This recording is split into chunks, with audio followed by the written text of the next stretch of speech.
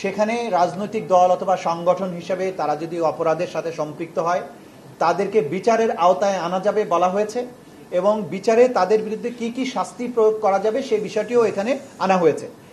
গত রাত্রে মাত্র এই আইনটা প্রণয়ন করা হয়েছে। এখন আমরা ভবিষ্যতে সিদ্ধান্ত নেব যে কোনো রাজনৈতিক দলের বিরুদ্ধে তদন্ত করা হবে কিনা এবং তাদেরকে বিচারের মুখোমুখি আনা হবে কিনা।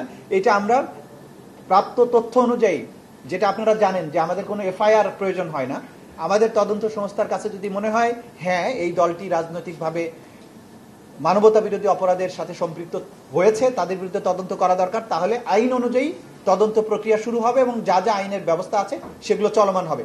মাত্র আইনটা হয়েছে, এখনই এই বিষয়ে মন্তব্য করার সময় আসেনি। ইন্টারপোল তাদের কিছু স্ট্র্যাটেজি ফলো করে বলে আমরা জানতে পেরেছি। যখন কোনো রাজনৈতিক সরকার উৎখাত হয়ে যায়, তাদের বিরুদ্ধে মানবতা বিরোধী অপরাধের তথ্য অনুযায়ী তাদের বিরুদ্ধে রেড ওয়ারেন্ট জারির কথা বললেও তারা এগুলো সময় নেয়। ট্র্যাডিশনালি তারা সময় নেয়, এটা তাদের সমস্যা।